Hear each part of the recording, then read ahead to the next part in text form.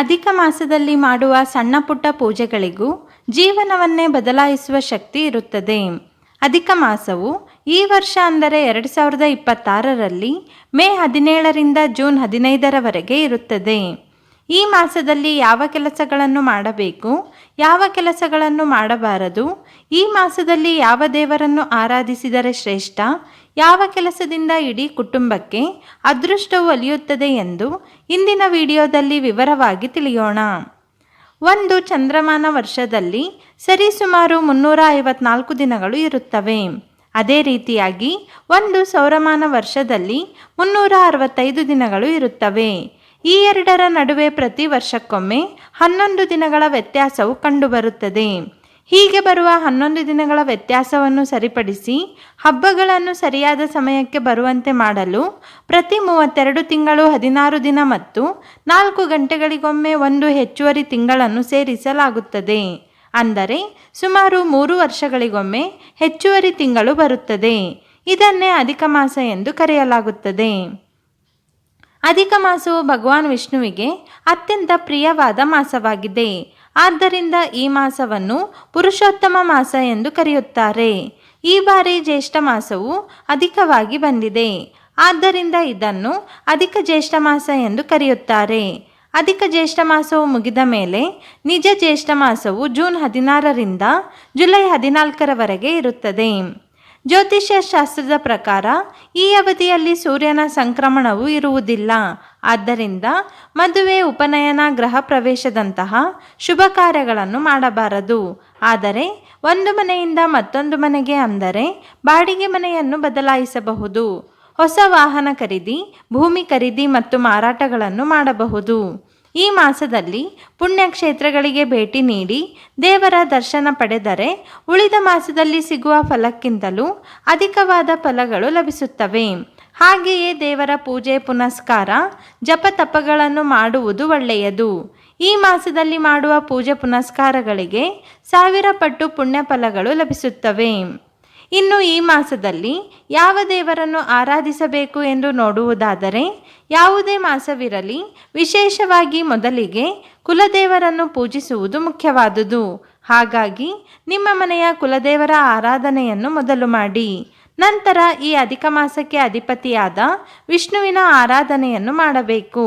ಅದರಲ್ಲಿಯೂ ಲಕ್ಷ್ಮೀ ಸಮೇತ ನಾರಾಯಣರನ್ನು ಪೂಜಿಸಿ ಆರಾಧಿಸಿದರೆ ಸಂಪತ್ತು ಮತ್ತು ಸಮೃದ್ಧಿಯು ವೃದ್ಧಿಸುತ್ತದೆ. ಇದರ ಜೊತೆಯಲ್ಲಿ ಪ್ರತಿದಿನ ವಿಷ್ಣು ಸಹಸ್ರನಾಮವನ್ನು ಪಠಣ ಮಾಡುವುದು ಒಳ್ಳೆಯದು. ಅದೇ ರೀತಿಯಾಗಿ ಭಗವದ್ಗೀತೆ ಪಠಣ ಮಾಡುವುದು, ಅಷ್ಟೋತ್ತರಗಳನ್ನು ಪಠಿಸುವುದು ಕೂಡ ಶುಭವಾದದ್ದು. ವಿಶೇಷವಾಗಿ ಈ ಮಾಸದಲ್ಲಿ ಮಹಾಲಕ್ಷ್ಮೀ ದೇವಿಯನ್ನು ಪೂಜಿಸಿ ಶ್ರೀ ಸೂಕ್ತಂ ಪಠಣ ಮಾಡಿ ತುಪ್ಪದ ದೀಪಾರಾಧನೆ ಮಾಡಿದರೆ ಸಂಪತ್ತು ವೃದ್ಧಿಯಾಗುತ್ತದೆ ಹಾಗೂ ಇಡೀ ಮನೆಗೆ ಲಕ್ಷ್ಮೀ ಕಟಾಕ್ಷವು ಲಭಿಸುತ್ತದೆ. ಅಧಿಕ ಮಾಸವನ್ನು ವಿಶೇಷವಾಗಿ ಪುರುಷೋತ್ತಮ ಮಾಸ ಎಂದು ಕರೆಯುತ್ತಾರೆ. ಅದಕ್ಕಾಗಿ ಈ ಮಾಸದಲ್ಲಿ ಪ್ರತಿದಿನ ದೀಪ ಬೆಳಗಿಸುವಾಗ ಓಂ ಪುರುಷೋತ್ತಮಾಯ ನಮಃ ಎಂದು ಸಾಧ್ಯವಾದಷ್ಟು ಬಾರಿ ಪಠಿಸಬೇಕು. ಇದರಿಂದ ಜೀವನದಲ್ಲಿನ ಎಲ್ಲ ಕಷ್ಟಗಳು ಮಂಜಿನಂತೆ ಕರಗಿ ಮಹಾವಿಷ್ಣುವಿನ ಕೃಪೆಯು ನಿಮಗೆ ಲಭಿಸುತ್ತದೆ. ಭಗವಾನ್ ವಿಷ್ಣುವಿಗೆ ಅತ್ಯಂತ ಪ್ರಿಯವಾದದ್ದು ತುಳಸಿ. ಹಾಗಾಗಿ ತುಳಸಿ ಗಿಡಕ್ಕೆ ಪ್ರತಿದಿನ ತುಪ್ಪದ ದೀಪವನ್ನು ಬೆಳಗಿಸಿ ಪೂಜೆ ಮಾಡಲು ಮರೆಯದಿರಿ. ಇದರಿಂದ ನೀವು ವಿಷ್ಣುವಿನ ಮತ್ತು ತುಳಸಿಯ ಆಶೀರ್ವಾದವನ್ನು ಪಡೆಯುತ್ತೀರಿ. ಅಧಿಕ ಮಾಸದಲ್ಲಿ 33 ಎಂಬ ಸಂಖ್ಯೆಯು ಬಹಳ ಮಹತ್ವವಾದದ್ದು. ಇದು 33 ಕೋಟಿ ದೇವತೆಗಳನ್ನು ಪ್ರತಿನಿಧಿಸುತ್ತದೆ. ಅದಕ್ಕಾಗಿ ಈ ಮಾಸದಲ್ಲಿ ದಾನ ನೀಡುವಾಗ 33 ಅಪೂಪಗಳನ್ನು ಅಂದರೆ ಅತ್ತಿ ರಸ ಅಥವಾ ಕಜ್ಜಾಯವನ್ನು ದಾನ ಮಾಡುವ ಪದ್ಧತಿ ಇದೆ. ಅಧಿಕ ಮಾಸದಲ್ಲಿ ವಿಷ್ಣುವಿನ ಆರಾಧನೆ ಮಾಡಿದರೆ ಮೋಕ್ಷ ಸಿಗುತ್ತದೆ ಎಂಬ ಬಲವಾದ ನಂಬಿಕೆ ಇದೆ. ಈ ಮಾಸದಲ್ಲಿ 33 ತುಪ್ಪದ ದೀಪಗಳನ್ನು ಬೆಳಗಿಸಿದರೆ ಅನಂತ ಪುಣ್ಯವು ಲಭಿಸುತ್ತದೆ. ಈ ಮಾಸದಲ್ಲಿ ರಾಮಾಯಣ, ಮಹಾಭಾರತ, ಸುಂದರಕಾಂಡ, ಭಗವದ್ಗೀತೆ ಮತ್ತು ಅಷ್ಟೋತ್ತರಗಳನ್ನು ಪಾರಾಯಣ ಮಾಡುವುದು ಬಹಳ ಒಳ್ಳೆಯದು. ವಿಷ್ಣುವಿಗೆ ಪ್ರಿಯವಾದ ಈ ಪುರುಷೋತ್ತಮ ಮಾಸದಲ್ಲಿ ಬಾಗಿಲಿನ ಮೇಲೆ ಅರಿಶಿನ ಮತ್ತು ಹಾಲಿನ ಮಿಶ್ರಣದಿಂದ ಸ್ವಸ್ತಿಕ್ ಚಿಹ್ನೆಯನ್ನು ಬರೆಯಬೇಕು. ಇದರಿಂದ ಲಕ್ಷ್ಮೀನಾರಾಯಣರನ್ನು ಮನೆಗೆ ಸ್ವಾಗತಿಸಿದಂತಾಗುತ್ತದೆ. ಇದರಿಂದ ಮನೆಯಲ್ಲಿ ಸುಖ, ಸಂತೋಷ, ಸಂಪತ್ತು ವೃದ್ಧಿಯಾಗುತ್ತದೆ. ಇನ್ನು ಈ ಅಧಿಕ ಮಾಸದಲ್ಲಿ ಪ್ರತಿ ಶುಕ್ರವಾರದ ದಿನದಂದು ಮಹಾಲಕ್ಷ್ಮೀ ದೇವಿಯ ಮುಂದೆ ತುಪ್ಪದ ದೀಪಗಳನ್ನು ಹಚ್ಚಿ 9 ಗೋಮತಿ ಚಕ್ರಗಳನ್ನು ಅರ್ಪಿಸಿ ನಂತರ ಅವುಗಳನ್ನು ಒಂದು ಹಳದಿ ಬಣ್ಣದ ಬಟ್ಟೆಯಲ್ಲಿ ಕಟ್ಟಿ ನೀವು ಹಣ ಇಡುವ ಜಾಗದಲ್ಲಿ ಇಡಬೇಕು. ಇದರಿಂದ ನಿಮ್ಮ ಜೀವನದಲ್ಲಿನ ಹಣಕಾಸಿನ ತೊಂದರೆಗಳು ನಿವಾರಣೆಯಾಗಿ ಆಕಸ್ಮಿಕ ಧನ ಆಗಮನವಾಗುತ್ತದೆ. ಅಧಿಕ ಮಾಸದಲ್ಲಿ ಮರೆಯದೆ ಅಗತ್ಯ ಇರುವವರಿಗೆ ಸ್ವಯಂ ಪಾಕ ದಾನವನ್ನು ಮಾಡಬೇಕು. ವಿಶೇಷವಾಗಿ ಕುಂಬಳಕಾಯಿಯನ್ನು ದಾನ ಮಾಡುವುದು ಬಹಳ ಶ್ರೇಷ್ಠ.